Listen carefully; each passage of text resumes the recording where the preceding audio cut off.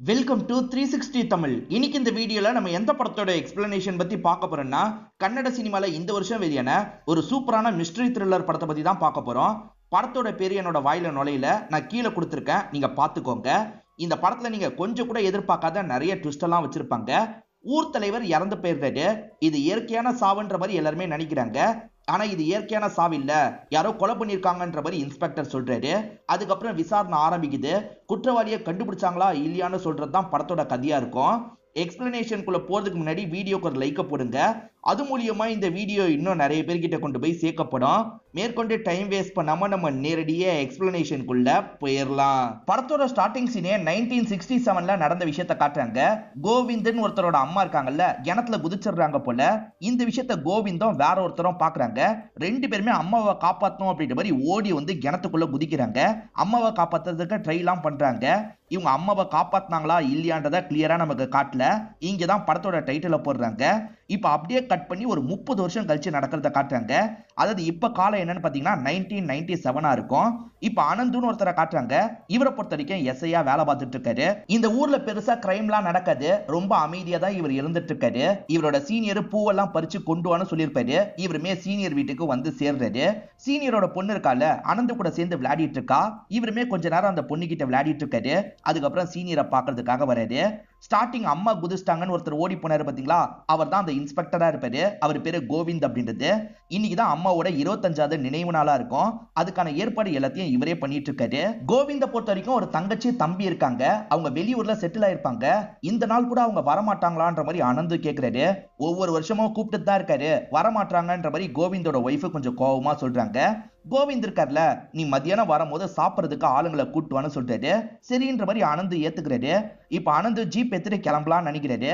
இவர் ஜீப் எடுத்தோடனே ஒரு சேவல் இருக்கு பாத்தீங்களா, இந்த ஜீப் மேல வந்து உட்காந்துருது. அது எப்பவுமே அப்படிதான், உங்க கூட தான் வரும், திரும்பி நீங்க வரும்போது வீட்டுக்கு வந்துரும் அப்படின்ட்டு வரலாம் அங்க இருக்க சின்ன பொண்ணு சொல்றா. இவருமே ஸ்டேஷனுக்கு அந்த சேவலை கூட்டு வந்துடுறாரு. ஸ்டேஷன்ல சின்ன சின்ன வேலை இருக்கும்ல, அந்த எல்லா வேலையும் இவர் பண்ணிட்டு இருக்காரு. இந்த ஸ்டேஷனுக்கு பக்கத்துலயே மனநலம் பாதிக்கப்பட்ட மாதிரி ஒருத்தர் இருப்பான். அவனெல்லாம் இவர் பெருசா கண்டுக்க மாட்டாரு. இவர் உள்ள வந்து ஆளுங்க கிட்ட வேலையெல்லாம் சொல்லிட்டு இருக்காரு. அதே மாதிரி ஒரு லேடி ஆடு மேய்க்கிற வேலை, கூலி வேலை எல்லாம் பார்ப்பாங்க. அவங்க பேரு மயிலு அப்படின்றது. அந்த மயிலு இருக்காங்கல்ல, அனந்துவை பார்த்து பேசுறதுக்காக இந்த இடத்துக்கு வந்திருக்காங்க. ரெண்டு பேருமே ஜெனரலா தான் பேசிட்டு இருக்காங்க. அப்ப அனந்து மயிலு கிட்ட ஒரு விஷயம் சொல்றாரு. ஆக்சுவலா மயிலுக்கு ஒரு வயசு பொண்ணு இருக்காங்க.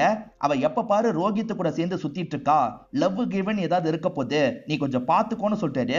என்ன சொல்றீங்க, ரோஹித் கூட சுத்திட்டு இருக்காளா, நான் என்ன எதுன்னு பாக்குறேன்ற மாதிரி மயிலு சொல்றாங்க. இப்ப மயிலோட பொண்ணை காட்டுறாங்க. இவங்க பேரு பங்கஜா அப்படின்றது. இவங்க ரோஹித்ன்ற ஒரு பையனை பாக்குறதுக்காக வந்திருக்காங்க. அவன் கையில ஒரு டிஃபன் பாக்ஸ் தான் தராங்க. அதே மாதிரி அவன் கன்னத்துல ஒரு முத்தத்தை கொடுக்குறாங்க. அந்த ரோஹித் இருக்கான் பாத்தீங்களா, ஊர் தலைவரான ஸ்ரீனிவாஸ்னு ஒருத்தரை பாக்குறதுக்காக வரான். இவன் கொண்டு வந்த டிஃபன் பாக்ஸ்ல இருக்கிறதெல்லாம் அவருக்கு வைக்கிறான். அவர் நீயும் சாப்பிடுன்னு சொல்றாரு. இல்ல இல்ல, இந்த நாள் நான் சாப்பிட மாட்டேன்னு சொல்றான். அதனால ஊர் தலைவர் மட்டும் சாப்பிடுறாரு. அன்னைக்கு நைட்டு ஒரு சின்ன யானை கரண்ட் கிட்ட மாட்டிக்கும். அம்மாவும் காப்பாத்தலாம் அப்படின்ற மாதிரி கரண்ட் வயர் கிட்ட வருது. கரண்ட் பட்டதுனால ஷாக் அடிச்சு இது கீழே விழுந்துரும். அதே மாதிரி எல்லாருக்குமே கரண்ட் எல்லாம் கட் ஆயிருது. இப்ப காலையில சமயம் ஊர் தலைவர் இறந்து போயிட்டாருன்னு எல்லாருக்குமே தெரிய வருது. கோவிந்தன்ற இன்ஸ்பெக்டரும் அவரோட அசிஸ்டன்டான அனந்துவும் இந்த இடத்துக்கு வந்திருக்காங்க. எல்லாருமே இயற்கையான சாவுன்ற மாதிரி தான் நினைக்கிறாங்க. ஆனா திடீர்னு இந்த கோவிந்த் இருக்கார்ல, இது இயற்கையான சாவு கிடையாது, இது கொலைன்ற மாதிரி சொல்றாரு. என்ன இவர் இப்படி சொல்றாருன்ற மாதிரி எல்லாருமே ஷாக் ஆகுறாங்க. இப்ப கதை இருக்கு பாத்தீங்களா, திரும்பி பாஸ்டுக்கு போயிருது. பாஸ்ட்ல கோவிந்த நமக்கு காட்டுறாங்க. கோவிந்த் இருக்கார்ல, அம்மாவோட போட்டோவெல்லாம் கிளீன் பண்ணி வச்சிட்டு இருக்காரு. இப்ப அம்மாக்காக படையல் எல்லாத்தையும் ரெடி பண்ணிடுறாரு. காக்காக்கு வைக்கணும்னு சொல்லுவாங்கல்ல, கொஞ்சம் தள்ளி வந்து காக்காக்கு வைக்கிறாரு. காக்கா சாப்பிடுது. அதுக்கப்புறம் இவருமே வீட்டுக்கு கிளம்பி வந்துடுறாரு. இவர் அனந்துவா ஆளுங்களெல்லாம் கூட்டுவான்னு சொன்னாரு பாத்தீங்களா, ஆளுங்களெல்லாம் அவர் கூட்டு வந்திருக்காரு. இவருமே எல்லாருக்குமே சோறெல்லாம் போட்டுட்டு இருக்காரு. இவரோட பொண்ணு இருக்காங்கல்ல, பாயாசம் சூப்பரா இருக்குப்பா தாங்கன்ற மாதிரிலாம் கேக்குறாங்க. இவரோட அம்மாக்கு பாயாசம் ரொம்ப பிடிக்கும். அதனால லைட்டா இவரும் ஃபீல் பண்ணிட்டு இருக்காரு. மனநலம் பாதிக்கப்பட்டவனா இந்த இடத்துக்கு வந்திருப்பான். அவன் கேட்டு கேட்டு சாப்பிடுறான். நல்லா சாப்பிடுன்ற மாதிரி இவரும் வச்சுக்கிட்டே இருக்காரு. இப்ப கிளம்பும் போது எல்லாருக்குமே ட்ரெஸ் எல்லாம் தராரு. எல்லாருமே நன்றி சொல்லிட்டு இங்க இருந்து கிளம்பி போறாங்க. பல வருஷத்துக்கு முன்னாடி அம்மா கிணத்துல குதிச்சிருப்பாங்க. ஏன் எதுக்குன்றது கிளியரா தெரியல. இவருக்கு அம்மா மேல ரொம்ப பாசம் இருக்கு போல. அம்மாவோட போட்டோலாம் பார்த்து பயங்கரமா ஃபீல் பண்ணிட்டாரு. காலையில் தான் ஊர் தலைவர் இறந்து போனது இவருக்கு தெரிய வருது. இவருமே அனந்துவை கூப்பிட்டுக்கிறாரு. டிராவல் பண்ணி இவங்களுமே அந்த வீட்டுக்கிட்ட வந்துடுறாங்க. இவங்களும் இயற்கையான சாவுன்ற மாதிரி தான் நினைக்கிறாங்க. அங்க இருக்க எல்லார்கிட்டயும் ஜெனரலா பேசிட்டு இருக்காங்க. அப்பதான் அவரோட வாயில ஏதோ ஒட்டிட்டு இருக்கிறத கோவிந்த் பாக்குறாரு. என்ன ஒட்டிட்டு இருக்குன்னு யோசிக்கிறாரு. கறி பீஸ் இருக்குல்ல அதுதான் ஒட்டிட்டு இருக்க மாதிரி இவருக்கு தெரியுது. இப்ப இவர் வீடு முழுக்க சுத்தி பார்த்துட்டு இருக்காரு. இவர் வீட்டுல ஒரு சேவல் இருக்கும் பாத்தீங்களா, அது ஜீப்ல உட்கார்ந்த மாதிரி இந்த இடத்துக்கு வந்திருக்கும். அந்த சேவல் ஒரு இடத்தை பார்த்து பயங்கரமா மிரண்டு போகுது, பறந்து பறந்து தள்ளி போயிட்டு இருக்கு. இத பாக்குற இவருக்கு ஏதோ டவுட் வருது. கண்டிப்பா இது சாதாரணமா நடந்த விஷயம் இல்ல, திட்டமிட்டு யாரோ கொலை பண்ணிருக்காங்க, இது கொலை தான் அப்படின்ற மாதிரி எல்லாரையும் பார்த்து சொல்றாரு. என்ன இவர் திடீர்னு இப்படி சொல்றாருன்ற மாதிரி எல்லாருமே யோசிக்கிறாங்க. போஸ்ட்மார்ட்டம் பண்ணாதான் அவர் சாப்பிட்டதுல என்ன கலந்துருக்குன்றத கண்டுபிடிக்க முடியும்ல. அதனால இவருமே வேகமா டாக்டருக்கு கால் பண்றாரு. இந்த வீட்டுல ஒரு டெத் நடந்திருக்கு, சீக்கிரமா பாடியை கொண்டு போறதுக்கு வாங்கன்ற மாதிரி சொல்லிட்டாரு. டாக்டரும் ஆள் அனுப்புறன்ற மாதிரிலாம் சொல்லிட்டாரு. ஆக்சுவலா ஸ்ரீனிவாச பொறுத்த வரைக்கும் அருண் ஒரு பையன் இருப்பான். அவன் அப்பாவை விட்டு கோச்சுக்கிட்டு வீட்டை விட்டே வெளியே போயிருப்பான். அவனை கான்டாக்ட் பண்ணலான்னு பார்த்தா இவங்களால கான்டாக்டே பண்ண முடியல. இப்ப சாவுல வேற டவுட் இருக்குல்ல, என்ன பண்றது அப்படின்ற மாதிரிலாம் இவங்க விசாரணை பண்ணிட்டு இருக்காங்க. இந்த வீட்டுக்கு யாரு வருவாங்க போவாங்கன்ற மாதிரிலாம் இவங்க யோசிக்கிறாங்க. அப்பதான் ரோஹித்ன்ற பையன் நடுவுல இந்த வீட்டுக்கு வரதையும் உங்களுக்கு தெரிய வருது. ஒருவேளை ரோஹித் இதுல சம்பந்தப்பட்டிருப்பானா அப்படின்ற மாதிரிலாம் இவங்க யோசிக்கிறாங்க. ரோஹித்னா புதுசா சிஸ்டம் வாங்கினானே அந்த பையனான்ற மாதிரி கேட்கிறாரு. எல்லாருமே ஆமான்ற மாதிரிலாம் சொல்றாங்க. அந்த பையனை விசாரணை பண்ணணும்னு யோசிக்கிறாங்க. இப்ப ரோஹித்தோட பாஸ்ட நமக்கு காட்டுறாங்க. ஆக்சுவலா ரோஹித்தை பொறுத்த வரைக்கும் அண்ணனா ஒருத்தர் இருப்பாரு, அவர் பேரு தீபக் அப்படின்றது. அவருக்கு வெளியூர்ல ஒரு பெரிய வேலை கிடைச்சிருக்கு, அண்ணன் கிளம்பிட்டு இருக்காரு. தம்பியா எனக்கு ஒரு சிஸ்டம் மட்டும் வாங்கி அனுப்புன்ற மாதிரிலாம் கேட்டுட்டு இருக்காரு. அப்பா இருக்காருல ரோஹித்தை திட்டுறாரு. உன் அண்ணனை மாதிரி நீ எப்பதான் வாழ்க்கையில உருப்பிட போறியோன்ற மாதிரி தான் திட்டுறாரு. அண்ணனுக்கு ரோஹித் மேல பாசம் இருக்கு போல. ஒரு 2 மாசம் போகட்டும்டா, நான் எப்படியாவது ஒரு சிஸ்டத்தை வாங்கி உனக்கு அனுப்பி வைக்கிறேன்ற மாதிரிலாம் சொல்லிட்டு இங்க இருந்து கிளம்புறாரு. இப்போ 1 மாசம் கழிச்சு நடக்கிறத நமக்கு காட்டுறாங்க. உண்மையிலேயே அண்ணன் இருக்காருல சிஸ்டத்தை அனுப்பி வச்சிருக்காரு போல. இத பத்தி அப்பா கிட்ட எல்லாம் சொல்லிட்டு இருக்காரு. நீ எதுக்குடா தேவையில்லாம செலவு பண்ற அப்படின்ற மாதிரி அப்பா கோவப்படுறாரு. மாடு சிஸ்டம் வந்திருக்கான் போய் எடுத்துக்கோன்ற மாதிரி இப்ப சின்ன பையனை பார்த்து சொல்றாரு. ஊர் தலைவர் ஸ்ரீனிவாஸ் இருக்காருல போஸ்ட் ஆபீஸ்க்கு வந்திருக்காரு. அங்க சிஸ்டம் இருக்கிறத பார்த்து பயங்கரமா டென்ஷன் ஆகுறாரு. இந்த ஊர்ல யார் யார் சிஸ்டம் வாங்கினது அப்படின்ற மாதிரிலாம் கேட்டுட்டு இருக்காரு. இவருக்கு சிஸ்டம் பிடிக்காததுக்கு ஒரு காரணம் இருக்கு. இவரோட பையன் சாஃப்ட்வேர் இன்ஜினியரா இருப்பான், அதனால தான் இவரை விட்டு போயிருப்பான். அதனால தான் இவர் கோவப்படுறாரு. இப்பதான் சிஸ்டத்தை எடுக்கிறதுக்காக அப்பாவும் பையனும் இந்த இடத்துக்கு வராங்க. சிஸ்டத்தை எடுத்துட்டு வீட்டுக்கு வந்துடுறாங்க. சிஸ்டம்ன்றது இந்த காலத்துல ரொம்ப பெரிய விஷயம் இல்ல, அதனால அதுக்கு பூஜை எல்லாம் பண்றாங்க.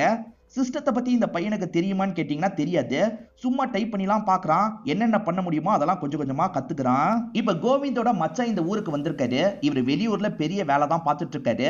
அக்கா இருக்காங்கல்ல, எனக்கும் வெளியூருக்கு வரணும்னு ஆசையா இருக்கு, ஆனா இவர் சொன்னா கேட்கவே மாட்டாரு. அம்மா இந்த கிராமத்துல வளர்ந்தாங்களாம், அதனால இவருமே இங்க இருக்கணும்னு நினைக்கிறாரு. நீ அதை உன்னோட மாமாக்கு புரிய வைன்ற மாதிரிலாம் அக்கா சொல்றாங்க.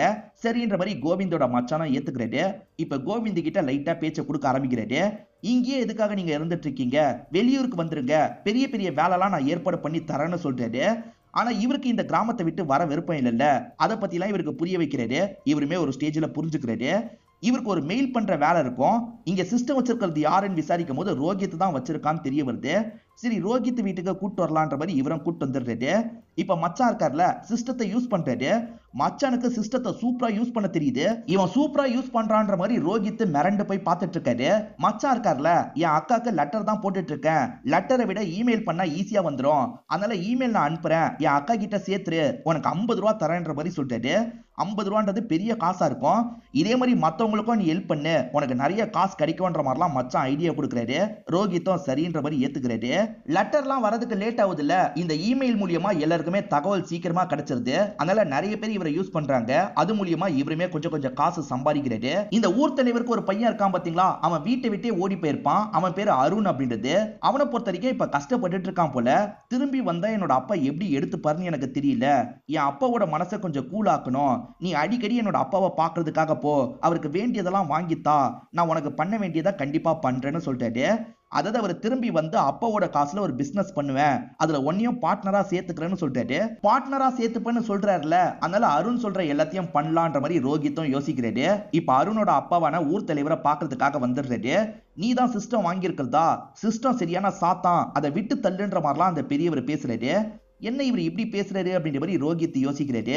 இவருக்கு என்ன மாதிரி பேசினா பிடிக்கும், என்னெல்லாம் பிடிக்கும்ன்றது இவருக்கு தெரியல. அருண் கிட்ட பேசி பாப்போன்ற மாதிரி இவர் திரும்பி அருணை கான்டாக்ட் பண்ணி பேசுறாரு. அருணும் அப்பாக்கு என்னெல்லாம் பிடிக்கும்ன்றத சொல்றாரு. அப்பாக்கு சிக்கன்னா ரொம்ப பிடிக்கும், செம்ம டேஸ்டா கிடைக்கிற சிக்கன் கடையில இருந்து சிக்கன் வாங்கித்தா, உங்ககிட்ட ரொம்பவே க்ளோஸ் ஆயிடுவாரு, நீ அவர்கிட்ட நல்லபடியா பழகிட்டு நான் சீக்கிரமா வந்துடுறேன்ற மாதிரி சொல்றாரு. இவருமே என்ன பண்றாருன்னா ஒரு கடைக்கு வந்து சிக்கன்லாம் வாங்கிக்கிறாரு. இதை எடுத்துட்டு போய் அவர்கிட்ட தரணும்னு யோசிக்கிறாரு. இப்ப ஊர் தலைவரை பாக்குறதுக்காக வந்துடுறாரு. உங்களுக்கு சிக்கன் பிடிக்கும்ல, இந்தாங்க சாப்பிடுங்கன்ற மாதிரிலாம் தராரு. உனக்கு யாரா சொன்னா அப்படின்ற மாதிரி அவருமே வாங்கி சந்தோஷமா சாப்பிடுறாரு. இது மூலியமா இந்த பையன் கிட்ட பேசி பேசி கொஞ்சம் ஃப்ரெண்டு மாதிரி மாறுறாரு. அந்த அருண் இந்த ஊர்ல இருந்த வரைக்கும் பங்கஜாவை லவ் பண்ணிருக்காரு போல. பங்கஜா கிட்ட இந்த லெட்டரை சேர்த்துருன்ற மாதிரி ஒரு லெட்டரை அனுப்பியிருக்காரு. இவருமே பங்கஜாவை பாக்குறதுக்கு வந்துடுறாரு. பங்கஜாவா என்ன விஷயம், அம்மாவை கூப்பிடணுமான்ற மாதிரி கேக்குறாங்க. இல்லங்க, உங்களுக்கு தான் அருண் கிட்ட இருந்து லெட்டர் வந்திருக்குன்ற மாதிரி சொல்றாரு. அருண் கிட்ட இருந்தான்ற மாதிரி இவங்க பயங்கரமா சந்தோஷப்படுறாங்க. ஏன்னா ஒரு வருஷத்துக்கு மேல அவர் பேசி இருக்கவே மாட்டாரு. இப்ப லெட்டர் வந்திருக்குன்னு தெரிஞ்சோன்னா சந்தோஷப்படுறாங்க. அது இங்கிலீஷ்ல இருக்கிறதுனால இவங்களுக்கு புரியல. படிச்சு சொல்ல முடியுமான்னு கேக்குறாங்க. ரோஹித்தும் படிச்சு சொல்றாரு. நீங்க பதில் சொல்றனாலும் சொல்லுங்க, நீங்க சொல்றதா அவருக்கு நான் அனுப்பி வைக்கிறேன்ற மாதிரி சொல்றாரு. அப்படியா சொல்றீங்கன்ற மாதிரி இவங்க பயங்கரமா சந்தோஷப்படுறாங்க. இந்த விஷயத்த அவர்கிட்ட சொல்லுங்க, சீக்கிரமா ஊருக்கு வர சொல்லுங்க அப்படின்ற மாதிரிலாம் இவங்க சொல்றாங்க. அது எல்லாத்தையும் இவர் எழுதிக்கிறாரு. அருண் இந்த ஊர்ல இருந்த வரைக்கும் ரெண்டு பேருமே பயங்கரமா லவ் பண்ணிருப்பாங்க. ஒரு வருஷம் பேசாம இருந்தாங்கல்ல, இதுக்கப்புறம் பிரச்சனை இல்ல, பேசலான்ற மாதிரி சந்தோஷப்படுறாங்க. இப்ப மயில் இருக்காங்கல்ல, ரோஹித் அம்மாக்கு பலகாரம்லாம் செஞ்சு தராங்க. என் பொண்ணுக்கு சிஸ்டம் யூஸ் பண்ண கொஞ்சம் கத்துக்கணுமா, நீங்க உங்க பையன் மூலியமா சொல்லி தந்தா நல்லா இருக்கும்னு கேக்குறாங்க. அம்மாவும் ஏத்துக்கிறாங்க. நீ போய் கத்துக்கோமா அப்படின்ற மாதிரி ரூம்குள்ள அனுப்பி வைக்கிறாங்க. லைட்டா இவருக்கு பங்கஜாவை பிடிச்சிருது போல. அவங்க வரதை பார்த்து சந்தோஷப்படுறாரு. கோவிந்த பொறுத்த வரைக்கும் ஸ்ரீனிவாஸ் மேல ரொம்ப மரியாதை வச்சிருப்பாரு. காரணம் என்னன்னு பாத்தீங்கன்னா, பல வருஷத்துக்கு முன்னாடி அம்மா கிணத்துல குதிச்சாங்கல்ல, அந்த சமயம் இவருக்கு சப்போர்ட்டிவா ஸ்ரீனிவாஸ் தான் இருந்திருப்பாரு. அதனால தான் ரெண்டு பேருமே க்ளோஸா இருப்பாங்க. ஸ்ரீனிவாஸ் பையன் போனதை நினைச்சு பயங்கரமா ஃபீலிங்கா இவர்கிட்ட பேசிட்டு இருக்காரு. இப்படி பேசிக்கிட்டே வரும்போது தான் ரோஹித்தையும் ரோஹித் அப்பாவையும் பாக்குறாங்க. அவங்க ரெண்டு பேரை கிண்டல் பண்ணோம் அப்படின்ற மாதிரி இவங்களுமே ஒரு விஷயத்தை வச்சு மிரட்டுறாங்க. அதாவது அடுத்தவங்க லெட்டரை ஓபன் பண்ணி பாக்குறது பெரிய குற்றம், அந்த குற்றத்தை உங்க பையன் பண்ணிட்டு இருக்கான்ற மாதிரிலாம் மிரட்டுறாரு. நான் சொன்னனே கேட்டியா கேட்டியான்ற மாதிரி ரோஹித்தோட அப்பா ரோஹித்தை திட்டுறாரு. எங்க சும்மா விளையாட்டுக்கு சொன்னாங்க, அதெல்லாம் ஒன்னும் பிரச்சனை இல்லை அப்படின்ற மாதிரிலாம் சொல்றாங்க. இப்ப எல்லாருமே சேர்ந்த மாதிரி வீட்டுல உட்காந்து பேசிட்டு இருக்காங்க. பையன் விட்டுட்டு போனதை நினைச்சு ஸ்ரீனிவாசம் ரொம்ப வருத்தத்துல இருக்காரு. என் பையனுக்கு நான் சொத்துல ஒரு பைசா கூட எழுதி வைக்க போறது இல்ல, சாவறதுக்கு முன்னாடி லாயர் கிட்ட பேசி சொத்து எல்லாமே அனாத ஆசிரமத்துக்கு போற மாதிரி தான் பண்ண போறேன்ற மாதிரிலாம் சொல்லிட்டு இருக்காரு. இது எல்லாத்தையும் இங்க இருந்து ரோஹித்தும் கேட்டுட்டு இருக்கான்ல, பயங்கரமா ஷாக் ஆயிடுறான். ஏன்னா அருண் என்ன சொல்லியிருப்பாருன்னா, இந்த இடத்துக்கு வந்து என் அப்பா காசை வச்சு பிசினஸ் பண்ணுவேன், ஒன்னைய சேர்த்துக்கிறேன்ற மாதிரி சொல்லியிருப்பாரு. நம்ம அப்பா முன்னாடி பெருசா வந்து காட்டணும்னு நம்ம யோசிச்சுட்டு இருக்கோம், இந்த பெருசு எல்லாத்தையும் கெடுத்துரும் போலியே அப்படின்ற மாதிரி உள்ளுக்குள்ள இவரும் யோசிச்சுட்டு இருக்காரு.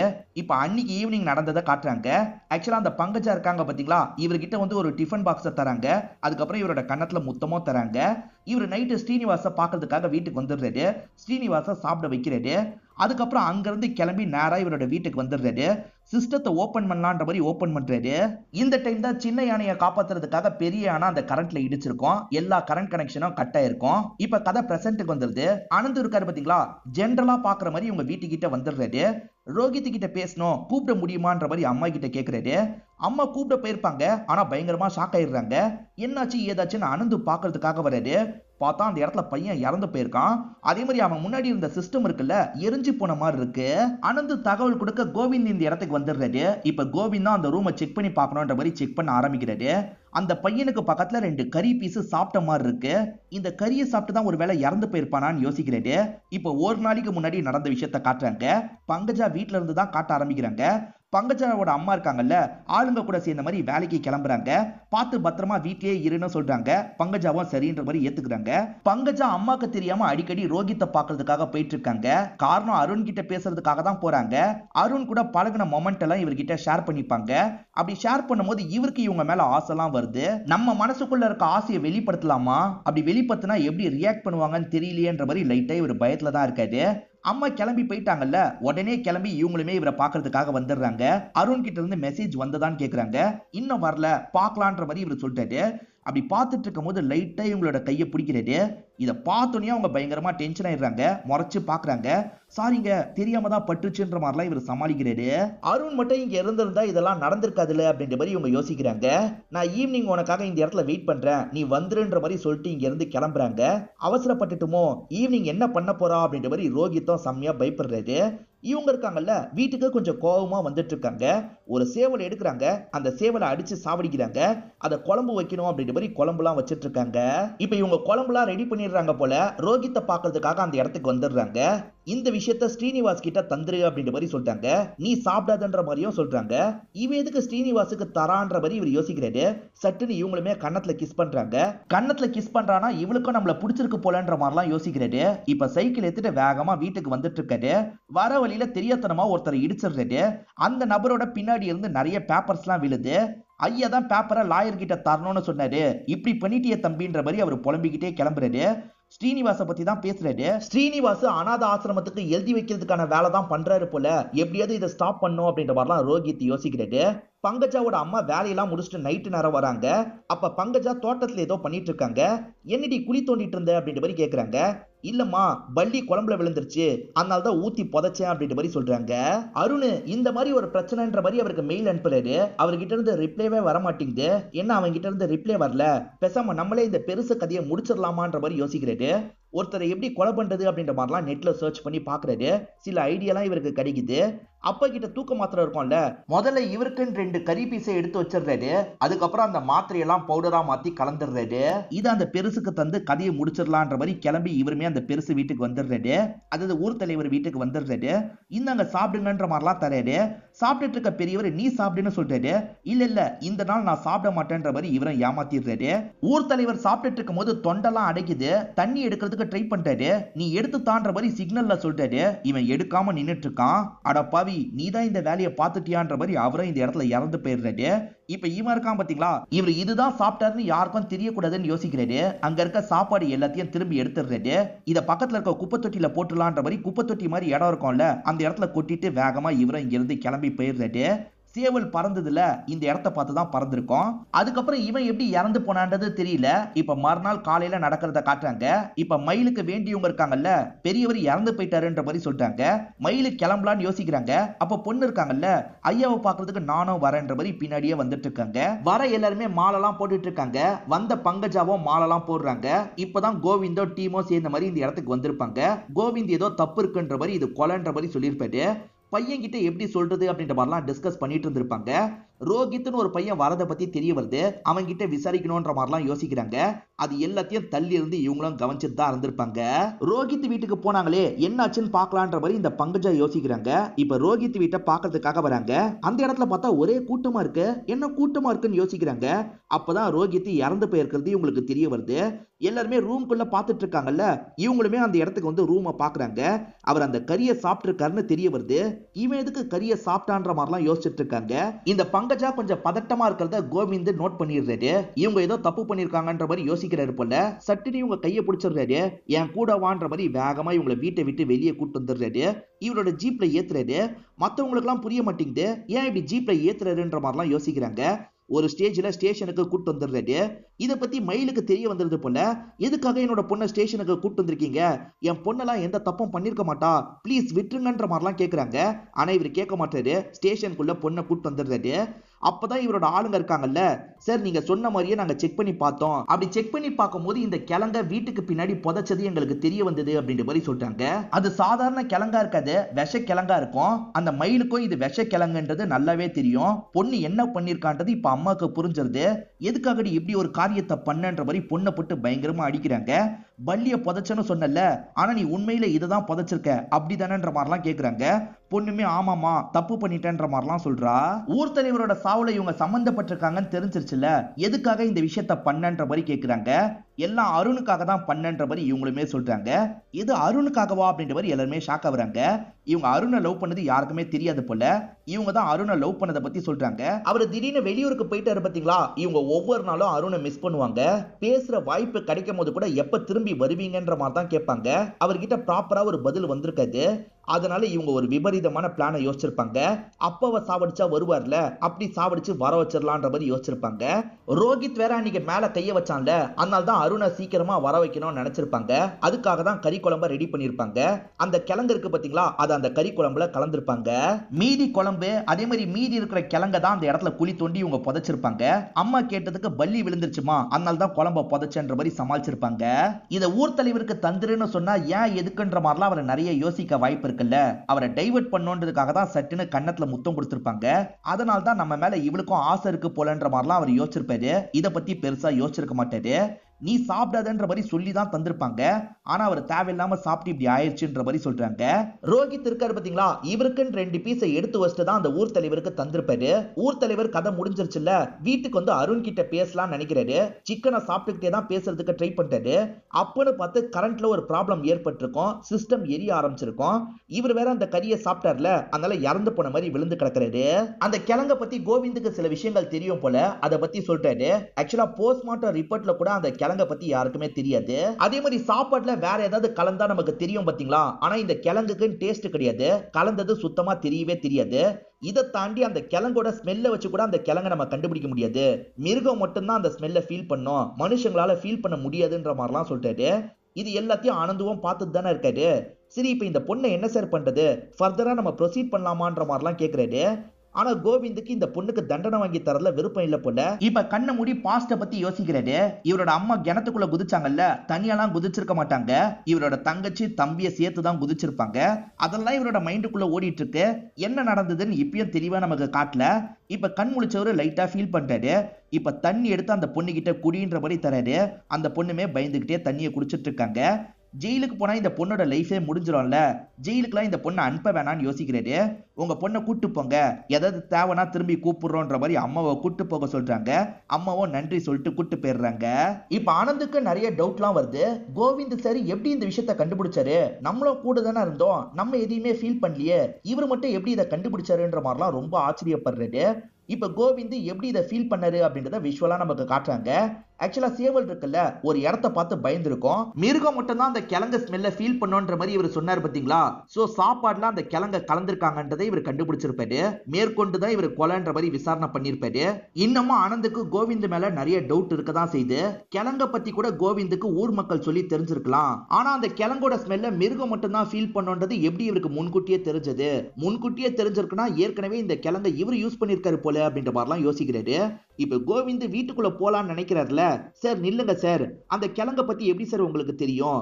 கண்டிப்பா இதுக்கு முன்னாடி அந்த கிழங்க நீங்க யூஸ் பண்ணியிருந்தாதான் இப்படி சொல்ல முடியும். உண்மையை சொல்லுங்க சார், அந்த கிழங்க நீங்க யூஸ் பண்ணிருக்கீங்களா அப்படின்ற மாதிரி கேட்கிறாரு.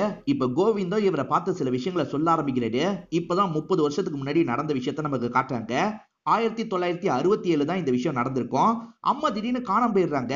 தம்பி தங்கச்சியை கூட்டு தான் காணாம போயிருக்காங்க. அம்மா அம்மான்னு தேடிட்டு இருக்காரு. அப்பதான் கிணத்துல விழுந்த மாதிரி சவுண்டு கேக்குது. இந்த சைடு ஸ்ரீனிவாசும் வராரு. ஸ்ரீனிவாசி கிட்டயும் இந்த விஷயத்த சொல்றாரு. 2 பேருமே போலான்ற மாதிரி கிணத்தை நோக்கி ஓடிட்டு இருக்காங்க. இப்ப வேகமா கிணத்துல குதிச்சிடுறாங்க. அம்மாவையும் தங்கச்சி தம்பியும் காப்பாத்திடுறாங்க. ஊர் தலைவரான ஸ்ரீனிவாஸ் இருக்கார்ல, வறுமைக்காக இந்த மாதிரி தற்கொலை பண்ணிக்கலாம்னு முடிவு எடுப்பீங்களாமா? பசங்களை எப்படியாவது வளர்க்கணுமா? தயவு செஞ்சு இந்த மாதிரிலாம் பண்ணாதீங்கம்மா, பசங்களை கூப்பிட்டு வீட்டுக்கு கிளம்புங்கன்ற மாதிரிலாம் ஸ்ரீனிவாஸ் அனுப்பி வச்சிருப்பாரு. இதுல இருந்து 5 வருஷம் கழிச்சு நடக்கிறத காட்டுறாங்க. அந்த டைம் கோவிந்துக்கு ஒரு பொண்ணை பார்த்து கல்யாணம்லாம் நடக்குது. கோவிந்த் இருக்கார்ல, ஒரு பணக்கார வீட்டு பொண்ணா தான் பார்த்திருப்பாரு. நல்லபடியா கல்யாணம்லாம் முடிஞ்சிருது. மாமனார் கிட்ட நிறைய ஃபேவர்லாம் கேட்டிருக்காரு போல. அதுக்கு மாமனார் பதிலுக்கு ஒரு கோரிக்கை வச்சிருக்காரு.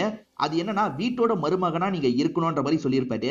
இதுக்கு கைமாறா உங்க தங்கச்சி தம்பியை நான் நல்லபடியா பாத்துக்கிறேன், இதை தாண்டி உங்களுக்கு இதே ஊர்ல போலீஸ் வேலை கூட வாங்கி தரேன், நீங்க அது வரைக்கும் எங்க வீட்டுல தான் தங்கணும் அப்படின்ற மாதிரிலாம் கோரிக்கை வச்சிருக்காரு.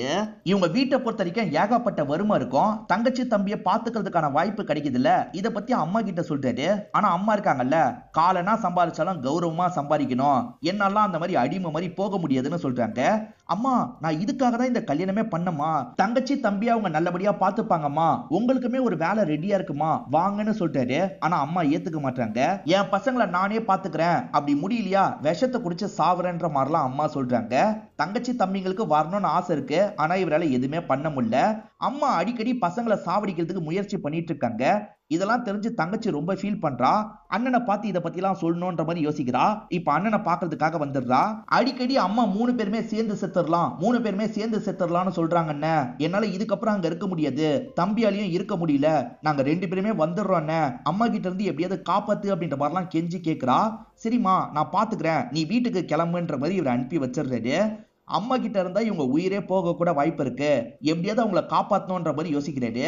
வேற வழியே இல்ல, அம்மா கதையை முடிக்கணும்ன்ற மாதிரி அந்த கிழங்கு எடுக்கிறாரு. ஊர் மக்கள்லாம் இந்த கிழங்க பத்தி சொல்லுவாங்க, அதனாலதான் இந்த கிழங்க பத்தி இவருக்கு தெரிஞ்சிருக்கும். ஆக்சுவலா அம்மாக்கு பாயாசம்னா ரொம்ப பிடிக்கும். இவருமே பாயாசம் ரெடி பண்றாரு. அதுல இந்த கிழங்க கலந்துடுறாரு. மீதி இருக்க பாயாசத்தை கொட்டிடலான்ற மாதிரி ஒரு இடத்துல போய் கொட்டுறாரு. அந்த பாயாசத்தை பார்த்து சேவலாம் மிரண்டு போது, ஓஹோ மிருகம் மட்டும் இந்த ஸ்மெல்ல ஃபீல் பண்ணும் போலன்ற மாதிரிலாம் யோசிக்கிறாரு. அம்மா படுத்துட்டு இருக்காங்க.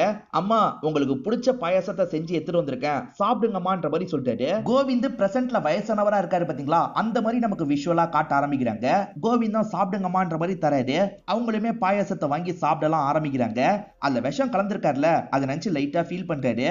அம்மா சாப்பிட்டுட்டு இருக்கும் போது அழுதுகிட்டே வெளியே வந்துடுறாரு. தங்கச்சி தம்பியை காப்பாத்தணும்னா இது ஒண்ணுதான் வழின்றதுக்காக தான் இந்த விஷயத்த பண்ணிருப்பாரு. அம்மாவை சாவடிச்ச கில்ட்டி இவருக்குள்ள இருக்கு. இதனால்தான் ஒவ்வொரு நினைவு நாள் அன்னைக்கும் இவரே சமைச்சிருப்பாரு. அதே மாதிரி எல்லாருக்குமே துணிமணி எல்லாம் எடுத்து தந்திருப்பாரு. உன்கிட்ட சொல்லிட்டேன்ல, இப்பதான் அந்த கில்ட்டி என்னை விட்டு போயிருக்குன்ற மாதிரிலாம் சொல்லிட்டாரு. வீட்டுக்குள்ள போய் கதவை சாத்திடுறாரு. ஆக்சுவலா இவர் காக்காக்க சாப்பிட வைக்க வந்தாரு பாத்தீங்களா, காக்கா சாப்பிட ஆரம்பிச்சோன்னா அம்மா கிட்ட பேசுற மாதிரிலாம் பேசுறாரு. என்ன மன்னிச்சிருங்கம்மா, தம்பி தங்கச்சி நல்லபடியா இருக்கணும்ன்றதுக்காக தான் இந்த விஷயத்த பண்ணேன். உங்களை பார்த்து அவங்க பயப்பட ஆரம்பிச்சிட்டாங்கம்மா, அவங்களோட லைஃப் நல்லா இருக்கணும்ன்றதுக்காக தான் இப்படி பண்ணேன், என்ன மன்னிச்சிருங்கம்மா அப்படின்ற மாதிரிலாம் பேசியிருப்பாரு. என்னதான் அம்மாவை சாவடிச்சிருந்தாலும் 25 வருஷமா இவருக்குள்ள ஒரு கில்ட் இருக்குன்ற மாதிரி நமக்கு காமிச்சு படத்தை முடிக்கிறாங்க. இந்த படத்துல வந்த ட்விஸ்ட் அண்ட் டர்ன்ஸ்லாம் கண்டிப்பா உங்களுக்கு பிடிச்சிருக்கும்னு நம்புறேன். இந்த வீடியோ உங்களுக்கு பிடிச்சிருந்ததுன்னா லைக் பண்ணுங்க, கமெண்ட் பண்ணுங்க, மறக்காம 360 தமிழ் சேனலை சப்ஸ்கிரைப் பண்ணுங்க. தொடர்ச்சியா இந்த மாதிரி வீடியோக்கள் வந்துகிட்டே தான் இருக்கும்.